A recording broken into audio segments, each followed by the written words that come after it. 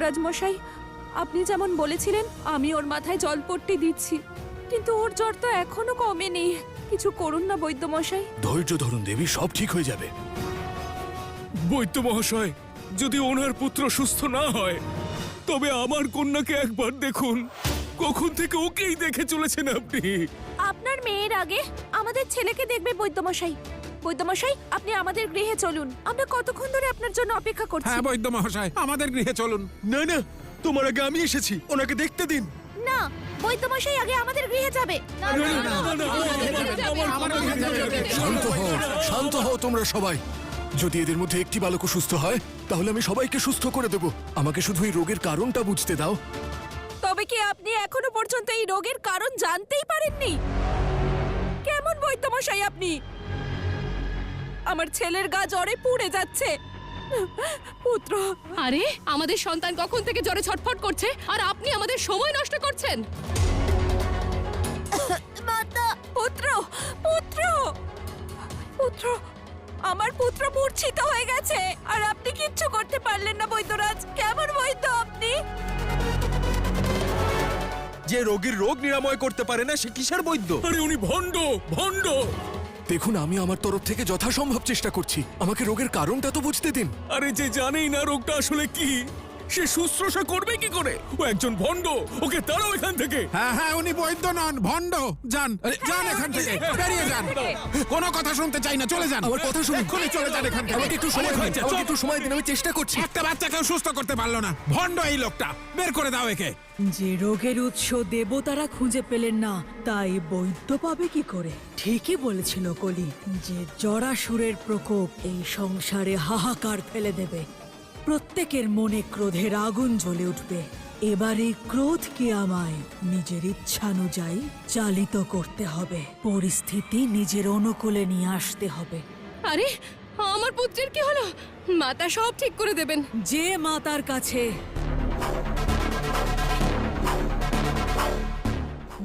মাতার কাছে নিজের সন্তানদের সুস্থতার জন্য ভিক্ষা করছো, সেই মাতার কারণেই তোমাদের সন্তানেরা অসুস্থ হয়েছে।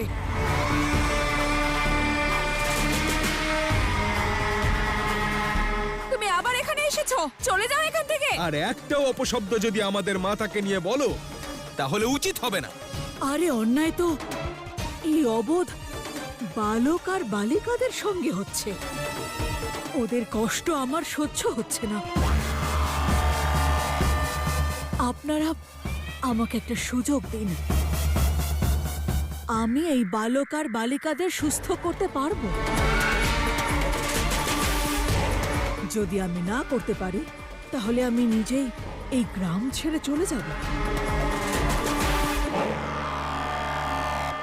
যতক্ষণ না এই রোগের কোনো সমাধান পাওয়া যাচ্ছে, এর চিকিৎসা যতক্ষণ না আমরা জানতে পারছি, ততক্ষণ কেউই তার লোক ছেড়ে বাইরে যাবে না।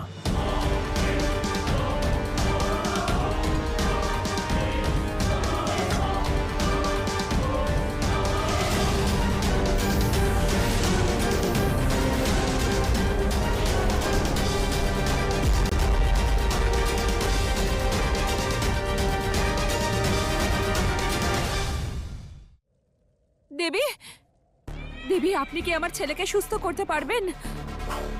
বৈদ্যমশাই তো কিছুই করতে পারলেন না। আপনি একবার চেষ্টা করে দেখবেন দেবী। দেবী, আসুন, শীঘ্র আসুন।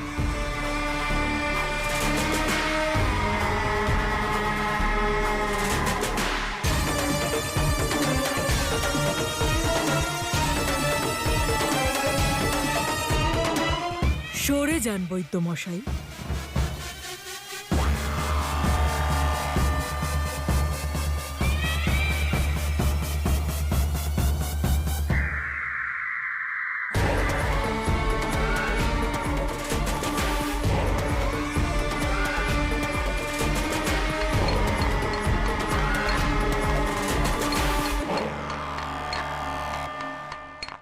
মনে রাখবেন, যতক্ষণ না এই সমস্যার কোনো সমাধান বেরোচ্ছে ততক্ষণ আমাদের সবাইকে দৃঢ়ভাবে এই সমস্যার মুখোমুখি হতে হবে।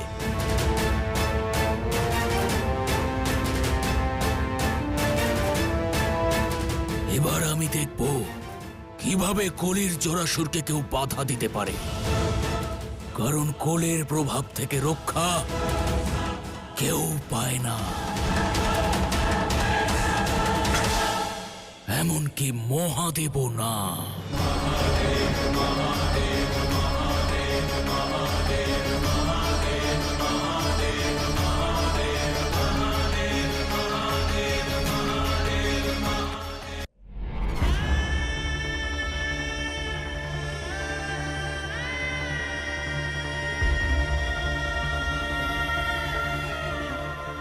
গণেশের জ্বর তো বেড়েই চলেছে।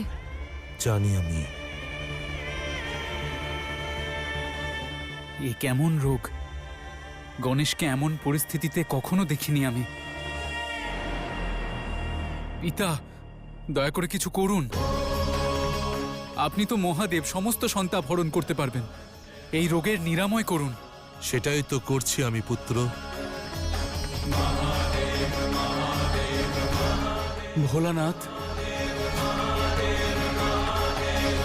ধন্বন্তরী, প্রণাম ভোলানাথ।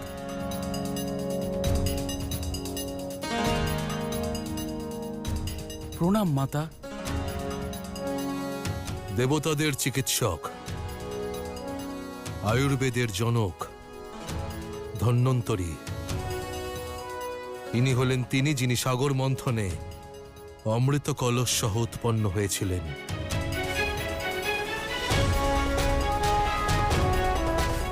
ধন্বন্তরী, গণেশকে দেখুন, ওর শরীর তপ্ত।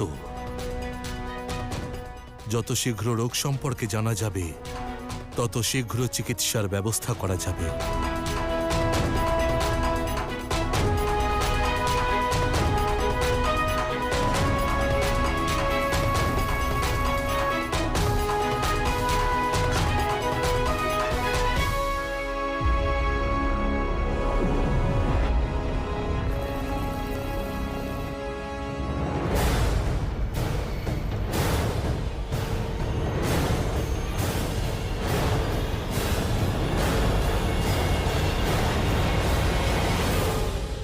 স্বয়ং বৈদ্যনাথ আমাকে এই পরিস্থিতি দর্শন করতে ডেকেছেন।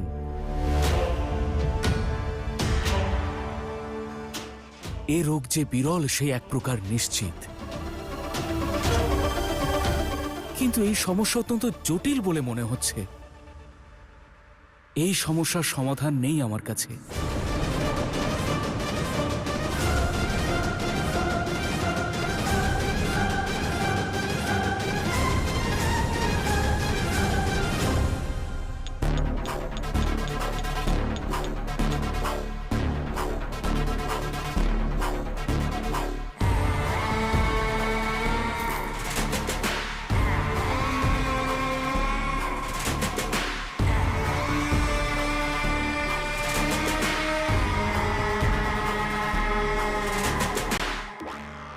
এটা কোন ঔষধের প্রলেপ দেবী?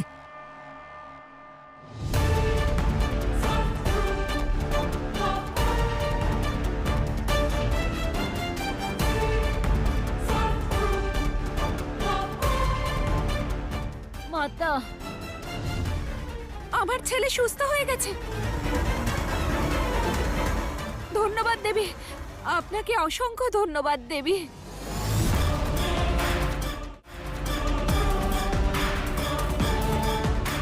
দেবী, আমাদের ছেলেকেও সুস্থ করে দিন।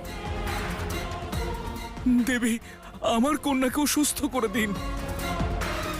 দেবী, আপনাকে আমরা যে অপমান করেছি তার জন্য আমরা ক্ষমা প্রার্থী।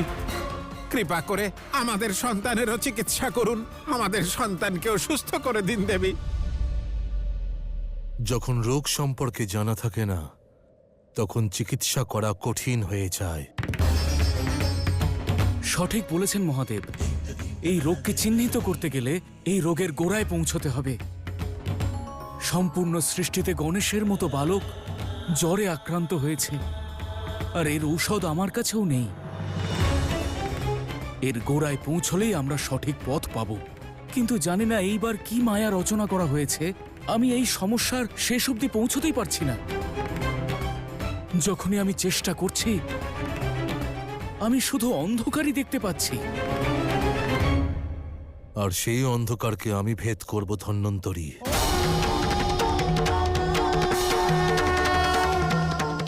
আপনি আসতে পারেন।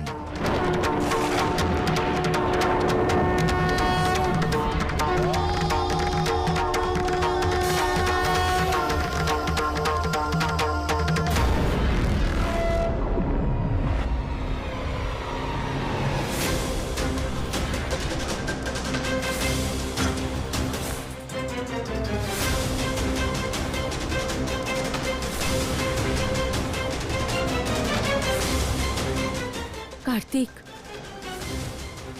তুমি ঠিক আছো তো পুত্র? হ্যাঁ মাতা, আমি ঠিক আছি। আপনি আমার চিন্তা করবেন না, আপনি গণেশকে সামলান।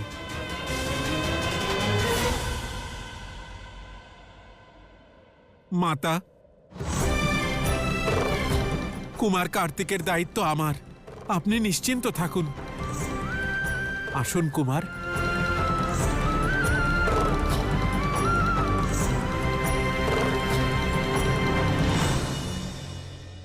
এই বালক এখনো সম্পূর্ণরূপে সুস্থ হয়নি। ওর শরীরে জ্বরের প্রকোপ এখনো রয়েছে। দেবী, এ কোন ঔষধি? আর এই রোগ সম্বন্ধে আপনি আর কি কি জানেন?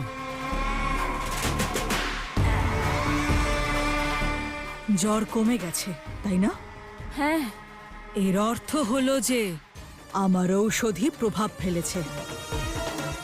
কিছুক্ষণ পরেই ও সম্পূর্ণ সুস্থ হয়ে যাবে। ধন্যবাদ দেবী। ধন্যবাদ দেবী, কোটি কোটি ধন্যবাদ। হ্যাঁ দেবী, আমাদের ছেলেকে ঠিক করে দিন। হ্যাঁ দেবী, আমাদের সন্তানদের সুস্থ করে দিন। আমার সন্তানকে রক্ষা করুন দেবী। আমার সন্তানকে রক্ষা করুন দেবী, সুস্থ করে দিন। হর হর মহাদেব, সব শুভ হবে। মৌন হও বৈদ্য। না তুমি কিছু করতে পেরেছো, আর না তোমার ওই মহাদেব, আর না তো ওনার শক্তি। আজ যদি দেবী না থাকতেন, তাহলে আমার পুত্র আর তোমার মাতা আর তোমার মহাদেব, ওদের দুজনের নাম শুনতে চাই না আমি। এবার হয়েছে তো আপনার বিশ্বাস? এতক্ষণ ধরে আমি তো এটাই বোঝানোর চেষ্টা করছিলাম যে যবে থেকে মাতা এসেছেন তবে থেকে এই জ্বর এসেছে। মাতার কারণেই এরা সকলে অসুস্থ হয়েছে।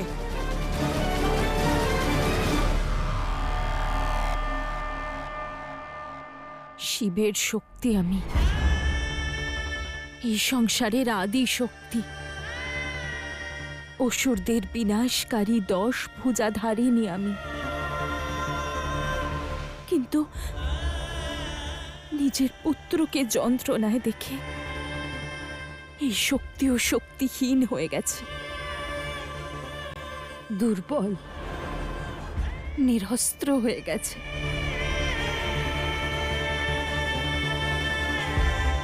আপনি জানেন দেবী, মমতা একজন নারীর সবথেকে বড় অস্ত্র। আর আপনি কেবল গণেশের মাতা নন, আপনি এই সম্পূর্ণ জগতের জগৎ জননী, সকলের অন্নদাতা, অন্নপূর্ণা আপনি। সেই অন্নপূর্ণা যিনি সবাইকে সুখ সমৃদ্ধির আশীর্বাদ দেন। নিজের শক্তি জাগ্রত করুন, নিজের উপর বিশ্বাস রাখুন। আর তাছাড়া একজন মাতা নিজের সন্তানের জীবনে আসা সব সংকট দূর করতে পারে। মাতা এতটাই শক্তিশালী হয়, তাই না?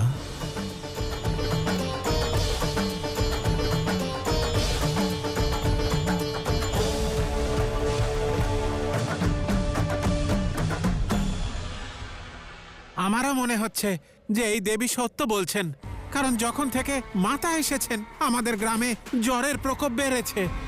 হ্যাঁ হ্যাঁ হ্যাঁ, এই মাতাই হয়তো আমাদের রক্ষার পথ জানে। সব মাতার জন্যই হয়েছে। শান্ত হন, শান্ত হন। কি বলছেন আপনারা? স্বয়ং জগৎ জননী তার সন্তানদের এমন কষ্ট কেন দেবেন? এই দেবী মিথ্যেবাদী, মিথ্যে বলছেন উনি। এসব কি বলছো তুমি? নিজে তো কিছু করতে পারোনি, আর যিনি আমাদের সন্তানকে বাঁচিয়েছেন তাকে মিথ্যাবাদী বলছো তুমি। আমাদের তোমার কোনো প্রকারের কোনো সাহায্যের প্রয়োজন নেই বৈদ্য। যদি নিজের প্রাণ বাঁচাতে চাও তাহলে বেরিয়ে যাও আমাদের গ্রাম থেকে। যাও যাও, বেরিয়ে যাও, যাও এখনই।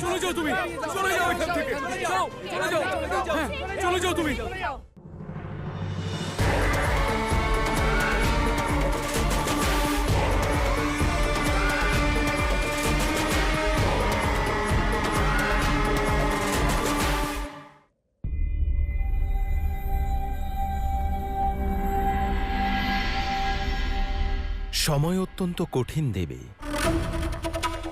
আমাদের সাবধানে থাকতে হবে, একে অপরের খেয়াল রাখতে হবে। সামান্য একটা ভুল পরিস্থিতিকে আরো জটিল করে তুলতে পারে।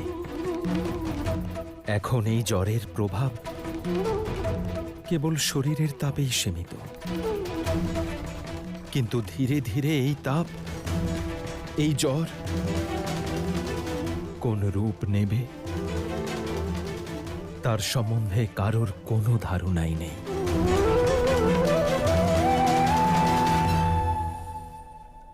আর যতক্ষণ না তা নিয়ন্ত্রণ করা যাচ্ছে, আপনি কোথাও যাবেন না দেবী।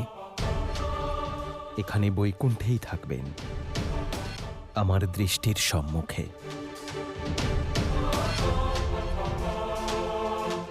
জানি না এই জ্বরের প্রভাব কি হবে, কতদিন থাকবে, কিভাবে কাটবে।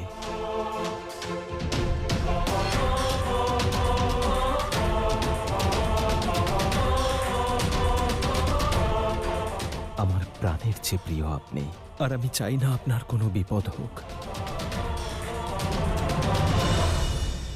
মাতা,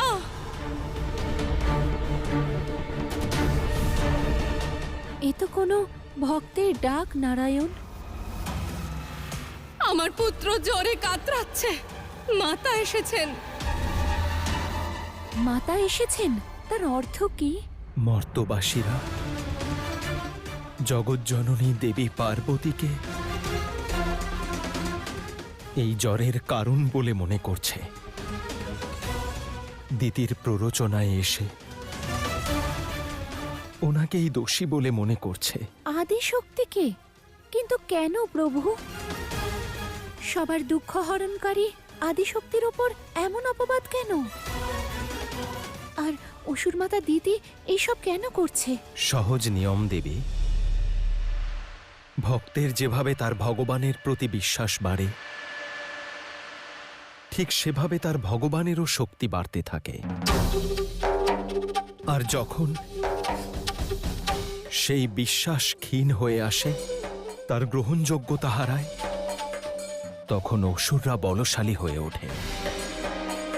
এই মুহূর্তে দিতি সেই শক্তি প্রয়োগ করছে, মর্তবাসীর ক্ষীণ হয়ে আসা বিশ্বাস আর তাদের ভীত মনকে দূষিত করছে।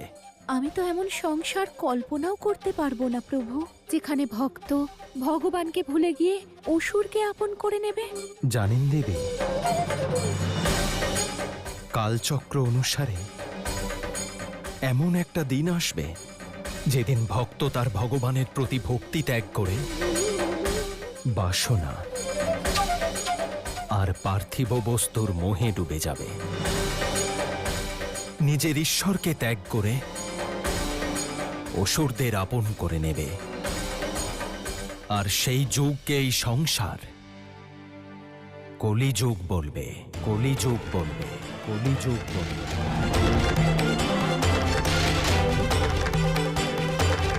এই হলো নিয়তি, যাকে কেউ কোনোদিন খণ্ডাতে পারে না, বদলাতেও পারে না। কলির আগমন নিশ্চিত, কলিযুগের আরম্ভও নিশ্চিত। যা কেউ কোনোদিন করতে পারেনি তা কলি করে দেখিয়েছে। উৎসব পালন করো সুরমাতা, কলির প্রথম বিজয়ের, কলির শীঘ্র আগমনের, কলির শীঘ্র আগমনের।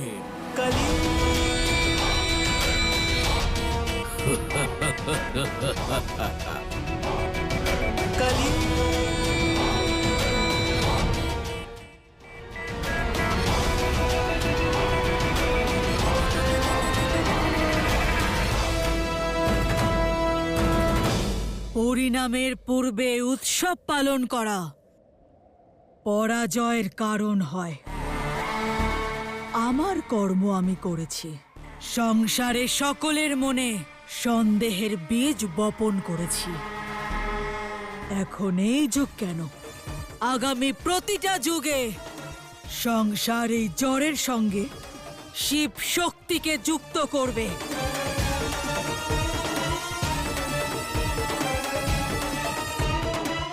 কিন্তু আমার চিন্তা এই বিষয়ে যে জরাসুরের রহস্য দেবতাদের থেকে কতদিন লুকোনো যাবে।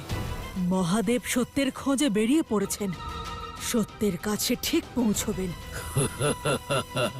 এসবই কলির প্রভাব অসুর মাতা।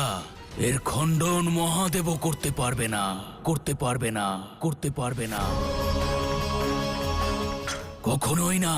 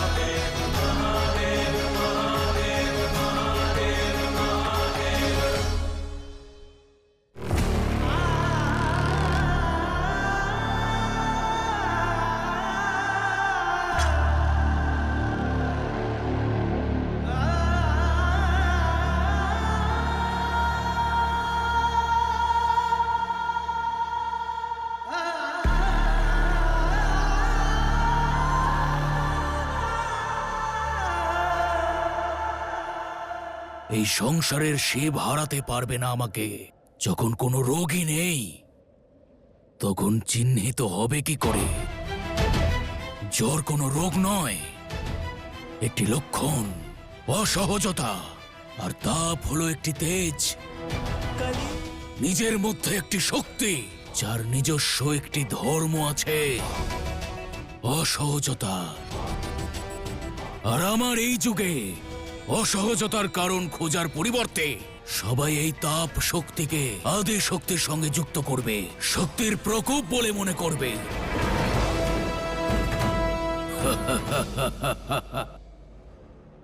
এই উত্তপ্ত শরীর এ আমাদের গণেশের রোগ নয়, কেবল লক্ষণ মাত্র, কোনো অশুভ শক্তির প্রভাব। এই অশুভ শক্তির প্রভাব কমবে কি করে? কমানো সম্ভব নয়, কারণ এটা শেষ নয়। সূত্রপাত, এক ভয়ঙ্কর অনিষ্টের সূত্রপাত।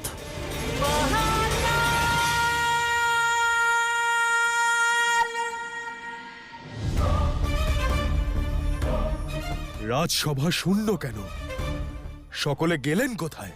না সভাসদ রয়েছে, না অপ্সরা, না গন্ধর্বরা। কোথায় গেলেন সকলে? নারায়ণ এখন প্রত্যেককে নিজ নিজ লোকে থাকতে বলেছেন স্বামী। হয়তো সেই কারণেই কেউ আসেননি। চলো না, সকলে আমার সঙ্গে অন্যায় করে, আমায় একা করে দিতে চায়, আমাকে সব সংবাদ থেকে অজ্ঞ রাখতে চায়। কিন্তু আমি হলাম ইন্দ্র, দেবরাজ ইন্দ্র, আর আমাকে ছাড়া এই সৃষ্টি চলতে পারে না। সেই জন্য সকলে ঈর্ষা করে আমাকে, আমার কাছ থেকে আমার সিংহাসন কেড়ে নিতে চায়। আপনি এমন অনুচিত কথা কেন ভাবছেন স্বামী? একটু শান্ত হন আপনি। এই সময়টাই এরকম, কেউ আপনার সিংহাসন কেড়ে নিতে চাইছেন না। আপনি একটু বোঝার চেষ্টা তো করুন স্বামী। না, আপনি ভীষণই সরল, এই সংসারের ছলনা বুঝতে পারেন না। এটা পুষ্পের নয়, কাঁটার মুকুট এটা, যেটা সকলে লাভ করতে চায়। আমি আমার সিংহাসনের কোনো ক্ষতি হতে দেব না। আমার পদ কাউকে নিতে দেব না। আমি করব নিজের সম্মান আর সাম্রাজ্যের রক্ষা। দেবরাজ ইন্দ্র, আমি দেবরাজ ইন্দ্র।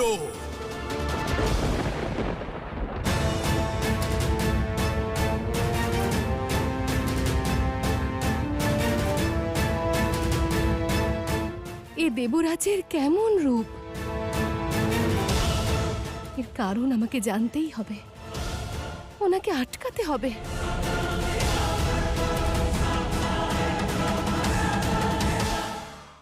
কলি। কলি? হ্যাঁ দেবী, এই সব কিছু ওই কলির কার্যকলাপ। ওরই ষড়যন্ত্রের জন্য এই সম্পূর্ণ সংসারে এই অশুভ শক্তি ছড়িয়েছে। আর আমাদের গণেশ, ও তো শুভতার প্রতীক। সেই জন্য সমস্ত প্রভাব আমাদের গণেশের উপর পড়েছে। ওর স্বাস্থ্যের অবনতি হচ্ছে। আর বিধির বিধান অনুযায়ী আমরা কলির সংহারও করতে পারবো না। হ্যাঁ দেবী, শিব আর শক্তি যদি নিয়তির নিয়মের বিরোধিতা করে, তাহলে কি শিক্ষা দেব এই সংসারকে?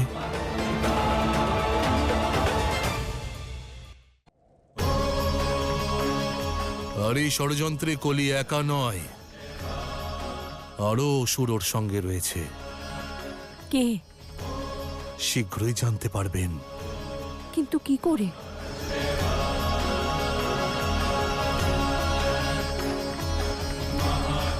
বালক রূপ ধারণ করে, বালক রূপ ধারণ করে, বালক রূপ ধারণ করে।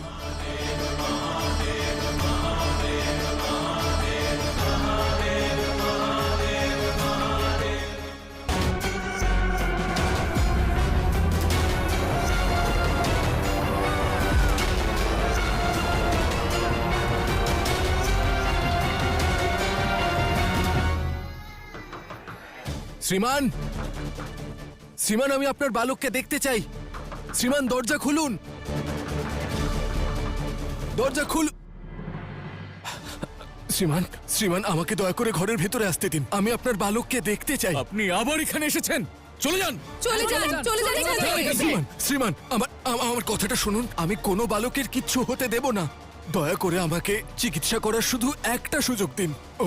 ওই নারী চিকিৎসক নয়, ও ছলনা করছে আপনাদের সঙ্গে। ছলনা উনি নয়, তুমি করছো। উনি দেবী, বুঝলে? দেবী। ওনার জন্যই কিন্তু আমাদের সন্তান সুস্থ হয়েছে। না কিছু করতে পেরেছো আর না কিছু পারবে। চলে যাও এখান থেকে। চলে যাও, চলে যাও এখান থেকে। শ্রীমান, অন্তত আপনি তো আপনার বালককে দেখতে দিন। আমি ওর চিকিৎসা করতে চাই। অনেক হয়েছে, আপনার দ্বারা কিছুই হবে না। দেবী আমাদের দুঃখ বুঝেছেন আর তা দূরও করেছেন। যার জন্য আমাদের সন্তানরা সুস্থ হয়ে উঠেছে, তুমি চাও আমরা তাকে অসম্মান করি? কি বলছেন কি আপনি?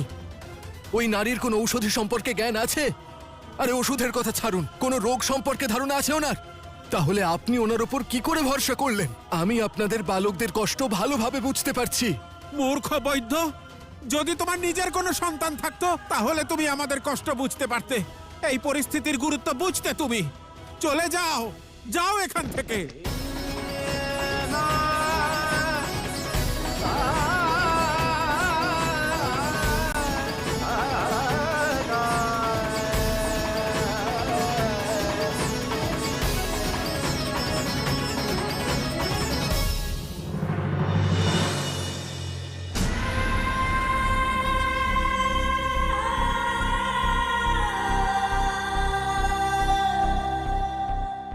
মহাদেব, মহাদেব, অন্যায় মাথা তুলে দাঁড়াচ্ছে মহাদেব। এই জ্বরের প্রকোপ থেকে সংসারকে উদ্ধার করতে আপনাকে আসতেই হবে মহাদেব। আপনাকে আসতেই হবে মহাদেব। আপনাকে আসতেই হবে মহাদেব। আপনাকে আসতেই হবে মহাদেব।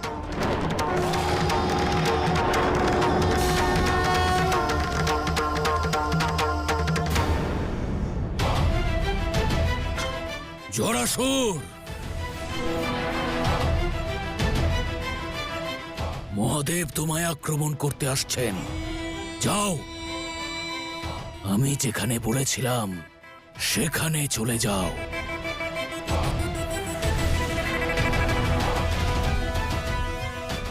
এবার খেলা আরম্ভ হবে মহাদেব, আনন্দ হবে এবার। জ্বরের প্রভাবও বাড়ছে, আর কলির তাণ্ডব।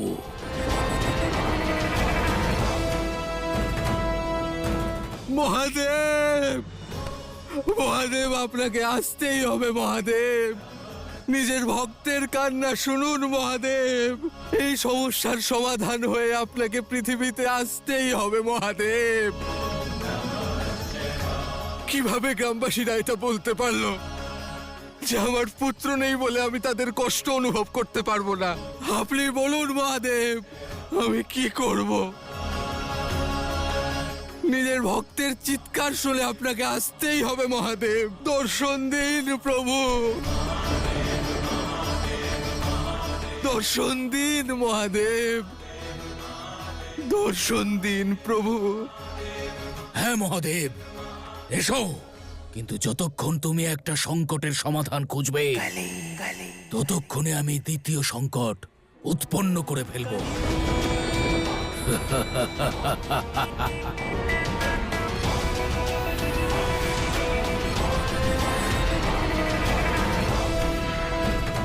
নিজের ভক্তের ডাক শুনুন মহাদেব, দর্শন দিন।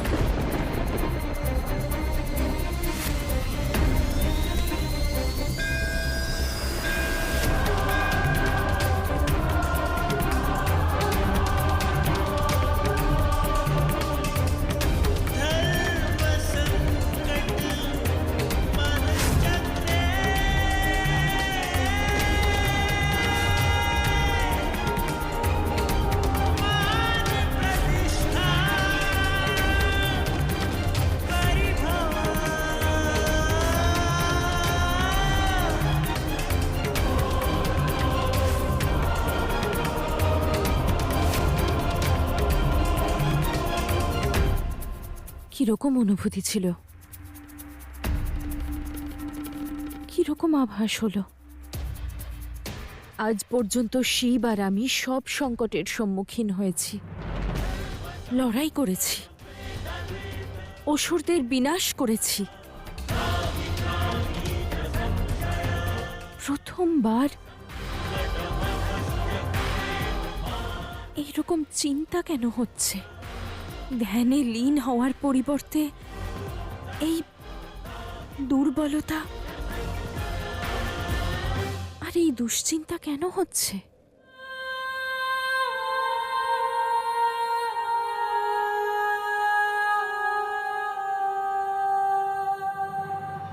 যে রোগের সম্বন্ধে কোনো ধারণাই নেই, তার পরিণাম অত্যন্ত ভয়ঙ্কর হবে। যতক্ষণ না এই রোগের প্রতিকার পাওয়া যায়, কেউই তার লোক থেকে বাইরে যাবে না। হয়তো নিজের লোকে থেকে নিজের শরীর তো সুরক্ষিত থাকবে, কিন্তু মন সুরক্ষিত থাকবে না।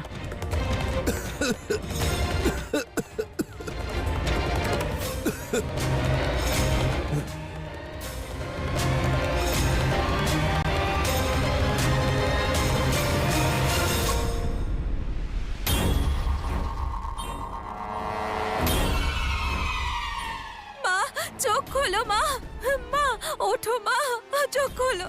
ও চোখ খুলছে না কেন? কি হয়েছে ওর? দেখুন, জগৎ সংসারের মাতা আমাদের কন্যা, আমাদের সন্তানদের অসুস্থ করে দিয়েছেন। এই সব মাতার কারণেই হয়েছে।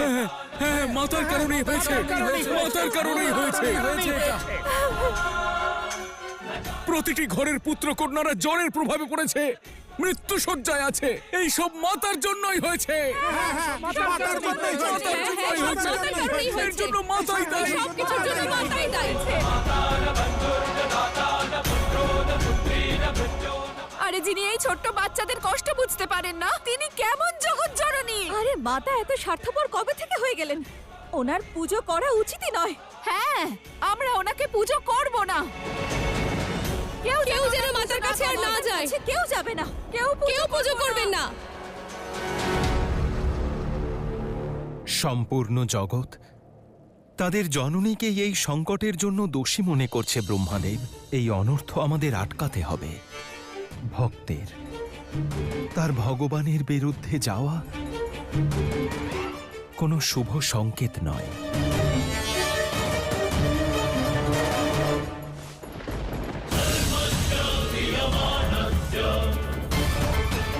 দেবী আমাদের দুঃখ দিয়েছেন আর বিশ্বাসঘাতকতাও করেছেন। দেখো কেমন মাঝপথে আমাদের ছেড়ে পালিয়ে গেছেন। আরে এমন দেবীর পূজা আমরা কেন করব? আমাদের ভক্তিকে নিজের প্রশংসা ভাবতে শুরু করেছে। আমাদের দুর্বল আর নিজেকে সর্বজ্ঞানী ভাবছে যাদের কাছে শক্তি নেই তারা আদি শক্তির কি ক্ষতি করতে পারবে। হ্যাঁ, এই সব কিছু মাতার কারণে হয়েছে। ওনার পূজা করা উচিত নয়। হ্যাঁ, করা উচিত নয়, একদমই করা উচিত নয়। আমরা কেউ পুজো করব না। হ্যাঁ, করা উচিত নয়।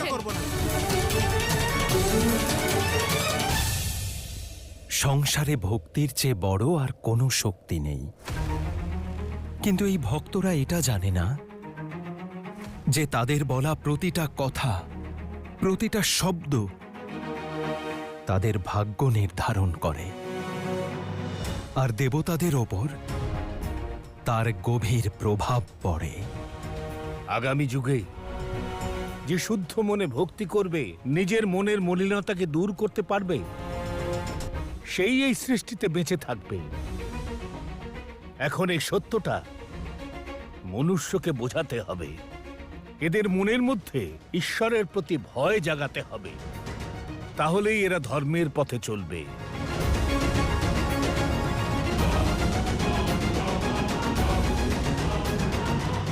আর ভক্তের ইচ্ছার কি হবে ব্রহ্মাদেব? ভোলানাথ,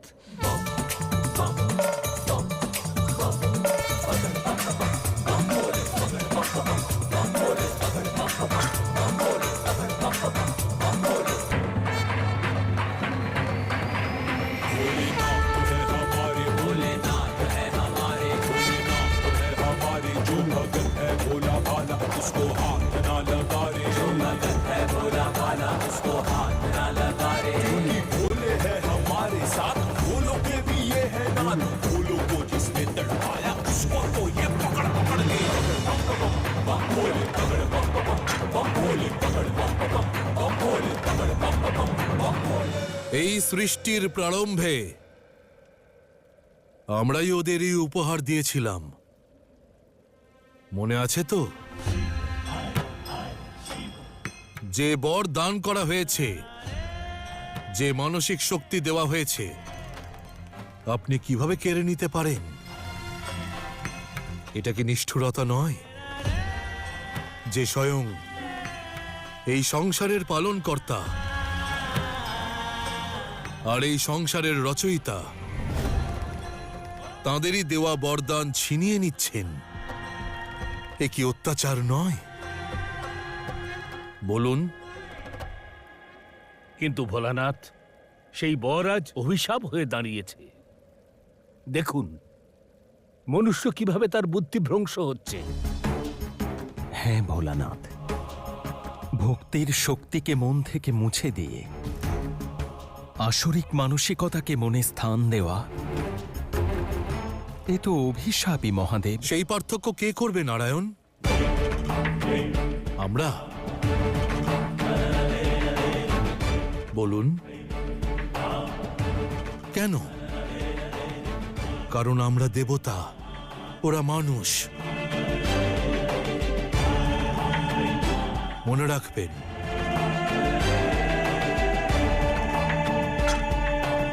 এ কোনো অভিশাপ নয়, আশীর্বাদ, মুক্ত ইচ্ছার আশীর্বাদ। শক্তি সে তো নিরাকার, জলের মতন।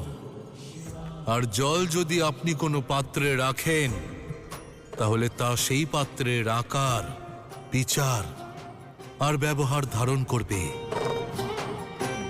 যদি পাত্র মলিন হয়, তাহলে জলও মলিন হয়ে যাবে। যদি পাত্র স্বচ্ছ হয়, তাহলে জলও স্বচ্ছ। মনে রাখবেন, যখন মন হতাশা আর নঙর্থক চিন্তা দ্বারা পূর্ণ হয়, তখন দৈব শক্তিও আসুরিক মনে হয়। কিন্তু যদি মন স্বচ্ছ হয়, তাহলে শক্তিও ভক্তি রূপে প্রবাহিত হয়, আর সকল ইচ্ছা আশীর্বাদের মতো ফলপ্রসূ হয়।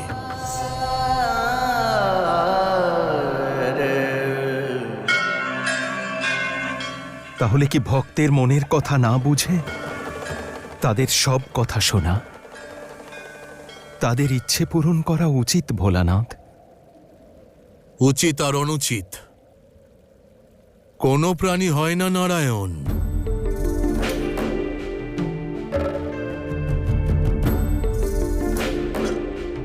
সবকিছুর সময় থাকে।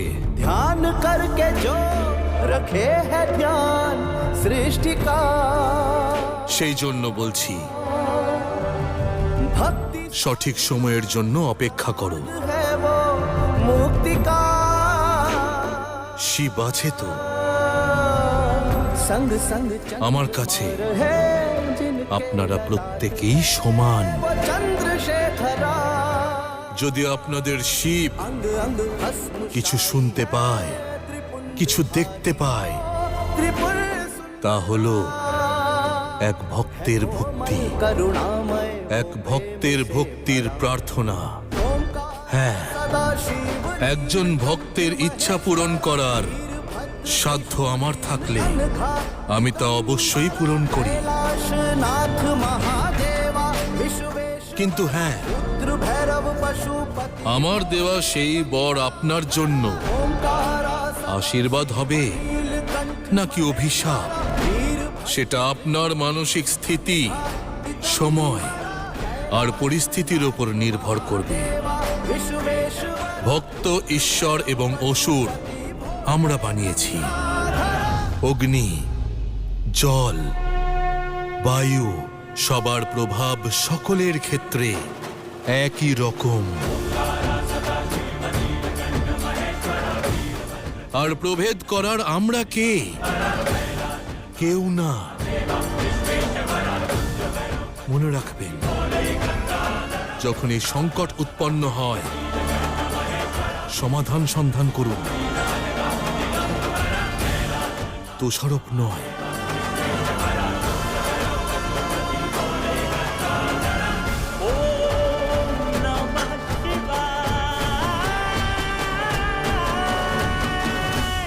নারায়ণ, ভোলানাথ কি বলছেন? উনি কি করতে চাইছেন? এই জ্ঞানের পশ্চাতে আমাদের জন্য কোনো সংকেত নেই তো? ভোলানাথ কি চাইছেন তা তো কেবল সময়ই বলতে পারে ব্রহ্মাদেব। না, আমরা এই পরিস্থিতি সময়ের উপর ছাড়তে পারি না। উনি হলেন মহাদেব, সবকিছু করতে পারেন। কিন্তু কিছু করছেন না কেন? মহারাজ কলি, আপনি তো বলেছিলেন মহাদেব জরাসুরকে খুঁজতে যাবেন, কিন্তু মহাদেব তো নিশ্চিন্তে বসে আছেন। এটা ঠিক হচ্ছে না, এটা শুভ নয়। মহাদেব না, ও হলো ভোলানাথ।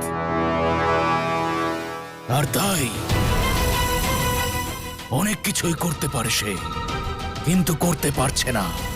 আমি জরাসুরকে এমন এক স্থানে চলে যেতে বলেছি যেখানে স্বয়ং মহাদেব ওকে খুঁজে পাবে না।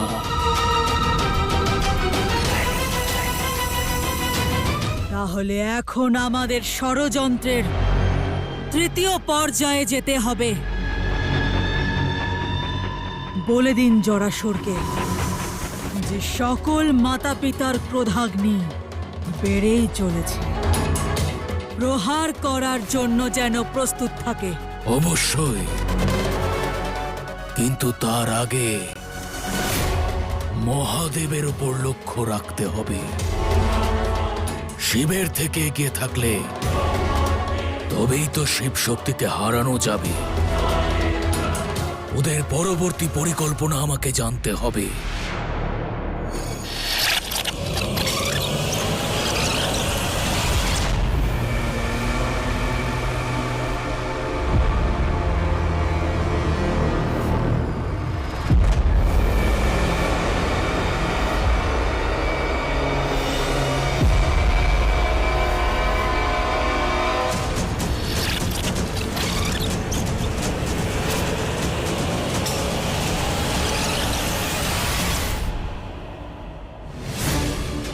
কোনো লোকেই ভোলানাথকে দেখাই যাচ্ছে না,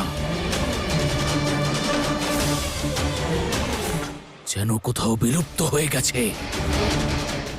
নিজের তেজকে আমার সীমা থেকে দূরে পাঠিয়েছে। ভোলানাথকে বোঝা অত্যন্ত কঠিন। আমাদের থেকে আড়ালে গিয়ে আমাদের পরাজিত করার পরিকল্পনা করছে না তো? যাই হোক না কেন, ও যেন বুঝতে না পারে যে জরাসুর কোথায় আছে।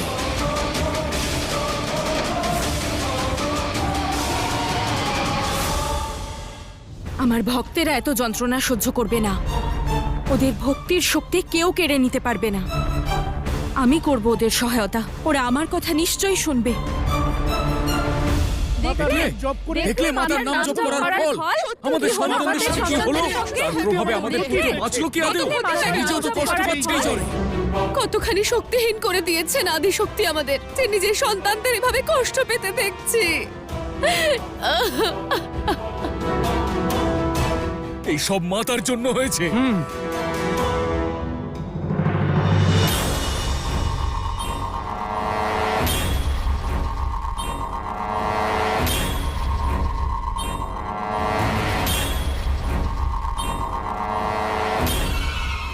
শান্ত হও তোমরা।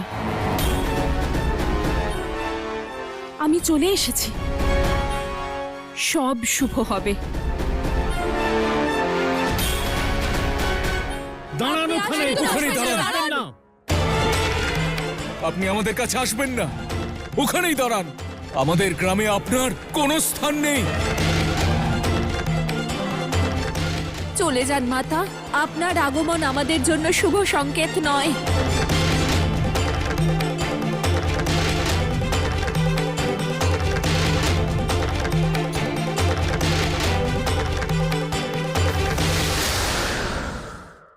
মাতা, আমি তোমাদের সবার সহায়তা করতে এসেছি। আমাকে তোমাদের সমস্যা বুঝতে দাও, ভিতরে আসতে দাও।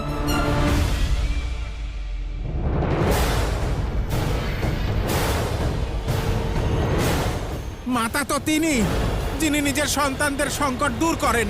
তিনি নন যিনি মহামারী ছড়িয়ে দেন।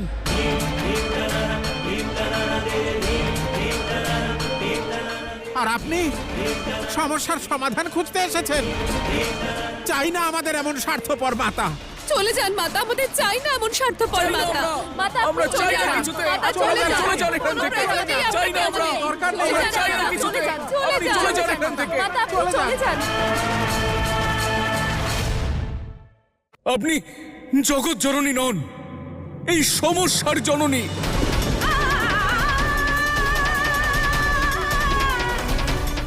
চাই না আমাদের মিথ্যে সান্ত্বনা আর না কোনো সহায়তা। ফিরে যান মাতা, ফিরে যান। চলে যান এখান থেকে মাতা, আপনি আপনি চলে যান। চলে যান এখান চাই না থেকে। আমরা। ফিরে যান, চলে যান, চলে যান এখান থেকে। ফিরে যান।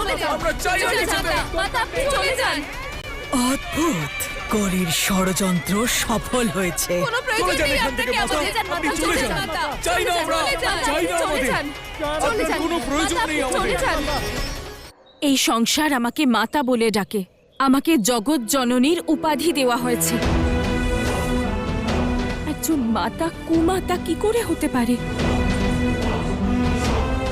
যে জ্বর সবার এখন হচ্ছে তা আমার কারণে হচ্ছে না। আমি কিচ্ছু করিনি। আমি তো এই সমস্যার সমাধান খুঁজতে এসেছি, তোমাদের সহায়তা করতে এসেছি। আমাকে ভিতরে আসতে দাও, এভাবে ফিরিয়ে দিও না। চলে ফিরে যান যান আপনি। মাতা, আপনি চলে যান। চলে যান মাতা, চলে যান এখান থেকে। আপনি কোনো চলে যান প্রয়োজন এখান নেই। থেকে। চলে যান চাই না মাতা, চলে আমরা। যান। মাতা,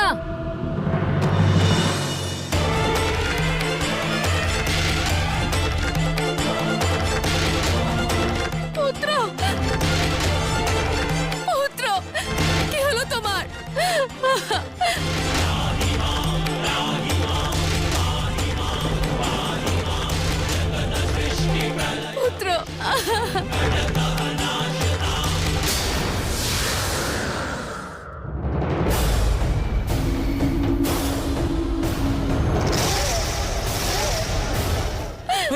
আরে শোনো, তোমরা দেখলে উনি আসলেনও না, আর কেমন অশুভ ঘটে গেল। ওনার ছায়া আমাদের জন্য শুভ নয়। আপনার ছায়া আমাদের উপর পড়তে দেব না আমরা। ফিরে যান আপনি, চলে ফিরে যান, যান, চলে মাতা যান, রানী, চলে যান। আমি জানি তোমরা সবাই সংকটে আছো আর কষ্ট পাচ্ছ। আমি মাতা তোমাদের সবার, সেই মাতা যে সংকটে তার সন্তানদের ছেড়ে যায় না, তাদের থেকে মুখ ফিরিয়ে নেয় না। তাই কোথাও যাব না আমি, এখানেই থাকবো আর এই সমস্যার সমাধান খুঁজবো। তোমাদের সমস্যা নিবারণ করব, তোমাদের সবাইকে রক্ষা করব, এই রোগ থেকে মুক্ত করব সবাইকে।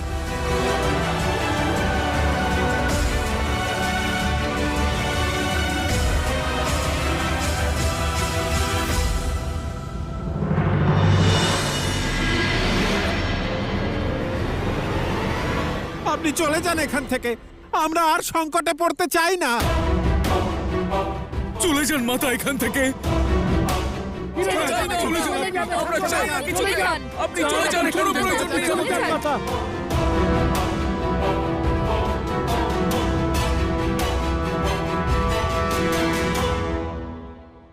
অদ্ভুত জরাসুর, তুমি আমার আশার থেকেও অধিক উত্তম কাজ করেছ।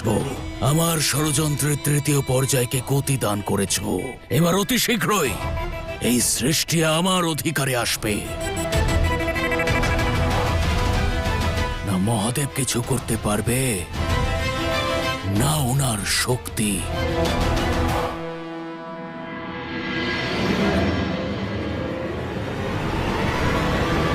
পার্বতী,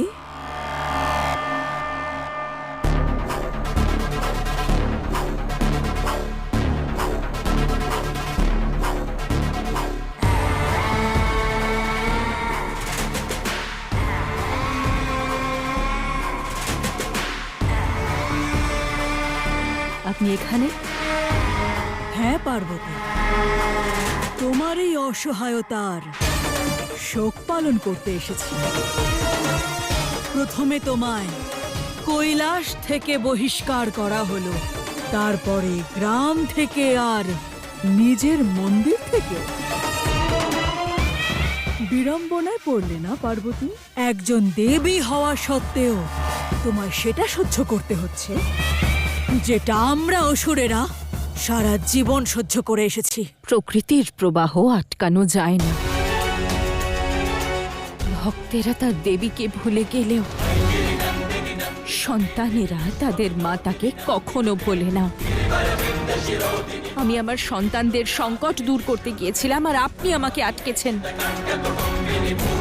ঘোর পাপ করেছেন আপনি, পাপ করেছেন আপনি, পাপ করেছেন আপনি। আপনার ষড়যন্ত্রের অন্ত এই সংসারের সংহারক শিব করবেন, শিব করবেন, শিব করবেন। আর আমি মাতা হই আমার সন্তানদের দুঃখ হরণ করব।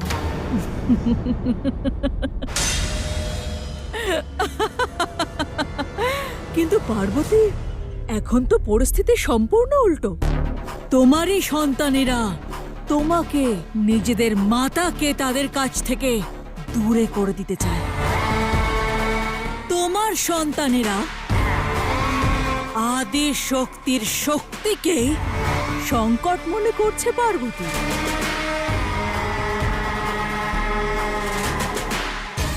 জগৎ জননী আদি শক্তি মাতা তোমার সন্তানদের মনে, এই গ্রামে, নিজের মন্দিরে কোনো স্থান নেই। যাও, ফিরে যাও নিজের ধামে।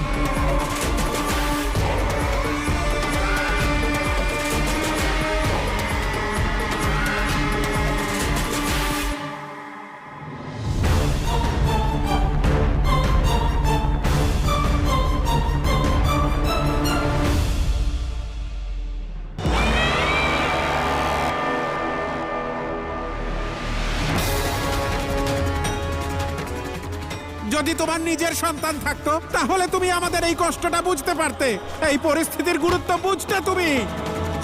মহাদেব, গ্রামে সবাই আমাকে নিয়ে উপহাস করে। ওরা ভাবে ওদের সন্তানদের এই অবস্থায় আমার কোনো দুঃখ হয় না, কারণ আমি স্বয়ং নিঃসন্তান। এক বৈদ্য হয়েও আমি ব্যর্থ। বলুন আমি কি করব? আমি কি করব মহাদেব? এই সমস্যার সমাধান দিন মহাদেব, দর্শন দিন মহাদেব, অন্যথায় আমি এই স্থানে নিজের মাথা কুড়ে কুড়ে আমার প্রাণ বিসর্জন দেব। দর্শন দিন মহাদেব, মহাদেব।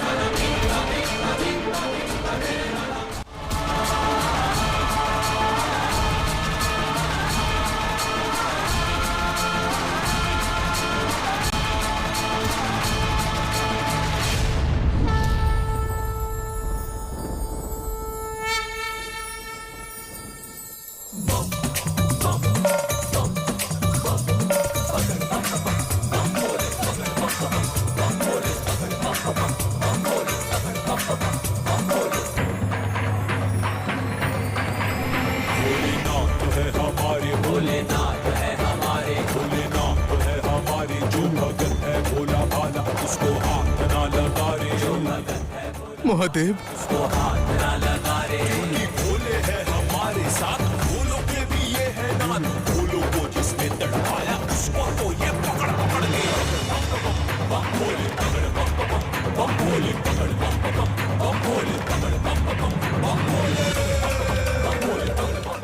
বলো বৈশ্যানন্দ, কি চাও তুমি?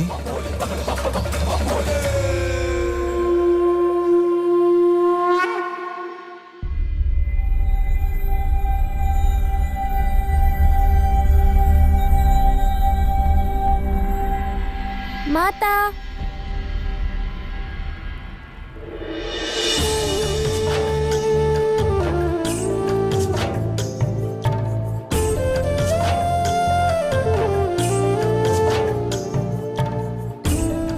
তুমি ঠিক আছো পুত্র? তোমার জ্বর তো কমে গেছে। কে করলো তোমার উপচার?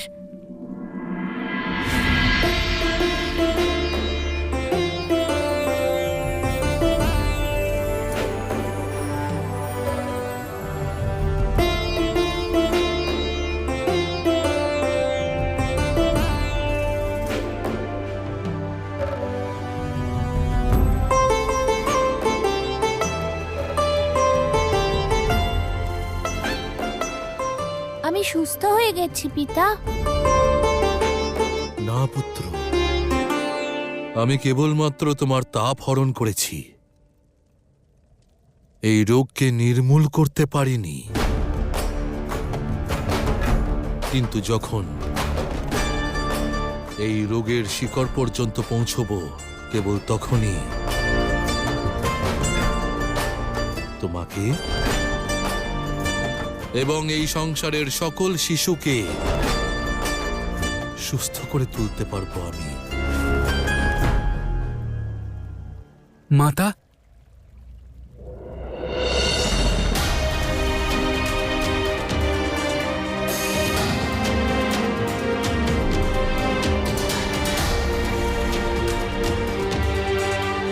যেভাবে পিতা আমার জ্বর কমিয়েছে তেমন রোগও নির্মূল করবে পিতা, সবকিছু ঠিক করে দেবে। কিন্তু তোমার পিতা কোথায় গেছেন গণেশ?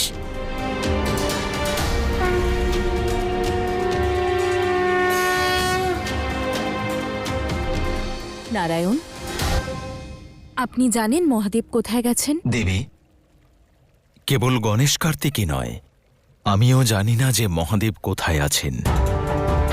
আমি ভেবেছিলাম আপনি বোধহয় কিছু জানেন। এই সংকটের সময় মহাদেব আবার কোথায় চলে গেলেন? আমার কিছু মনে পড়ছে, যখন আমি মূর্ছিত ছিলাম তখন আমি শুনেছিলাম যে পিতাকে কোনো ভক্ত ডাকছে, বোধহয় তার ডাকেই সাড়া দিতে গেছে পিতা। এই সংকটের সময় উনি ওনার ভক্তের ইচ্ছা পূরণ করতে গেছেন। মহাদেবের ইচ্ছে সম্পর্কে তো আমরা জানি, কিন্তু উনি যে ভোলানাথ, কখন কি করে বসবেন তা কেউই জানে না।